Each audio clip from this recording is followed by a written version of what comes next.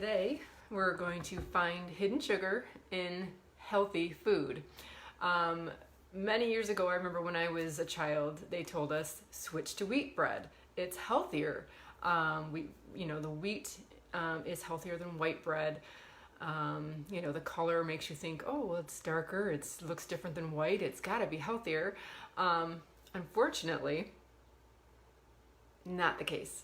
So I've got some bread here, right? So here's some your average wheat bread, and here's some white bread. So basically the difference is color. Yeah, you can see the shape is a little different too, but wheat bread is not what you think. There are on average about 14 to 15 grams of carbohydrates in wheat bread. And what happens with bread when it goes into the body is it turns into glucose. Glucose is a form of sugar. That translates into a little more than 1 tablespoon of sugar. So I have measured it out. So here's my tablespoon, and here is 1 tablespoon of sugar.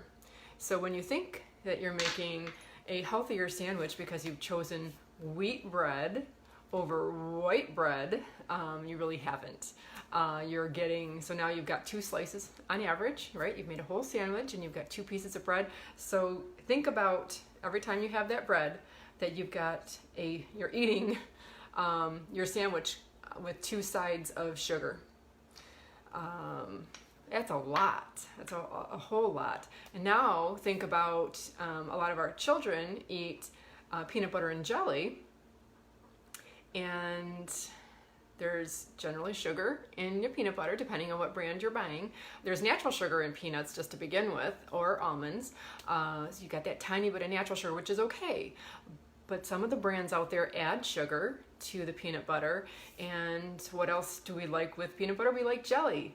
And a lot of those jellies are full of sugar. So now we have a sugar sandwich. So something we thought we were doing, making a healthy sandwich for our kids or for ourselves, is really something that's full of sugar. So it's going to shoot their blood sugar up, and 20-30 minutes later, you're going to come crashing back down, and you're going to wonder, why am I tired? Why don't I have energy? Why do I feel crappy? Why is my head foggy? All those questions may be running through your head if you're in tune with your body, and I would suggest a different way than just focusing on the sandwich and bread. Yes, Ken, Ezekiel bread is definitely a better choice. It's a sprouted grain bread. Doesn't have the slew of ingredients that most of our breads have. What is bread? How do you make bread? With flour, water, salt, and yeast. It's 4 ingredients. I invite you to take a look at the back of the package of your bread that you have at your home and just count how many ingredients there are. I've got some bread here, and let's see, there's 1, 2, 3, 4, 5, 6, 7, 8, 9, 10, 11, 12, 13, 14, 15, 16, 17. 17 ingredients to make this bread. And it can sit on my counter for a long time, so that means there's preservatives in it, which is not great for us either. And this has 1, 2, 3 different forms of sugar in it. Only one of them actually says sugar.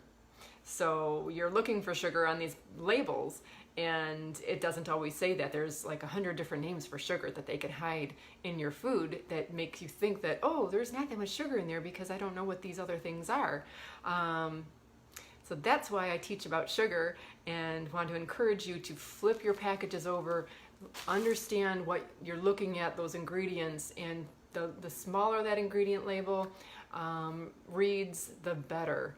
We want to try and choose much more minimally processed, minimal ingredient foods as possible. I hope this was helpful for you, and I hope you make a better choice and start choosing something besides white or wheat bread. Have a great day.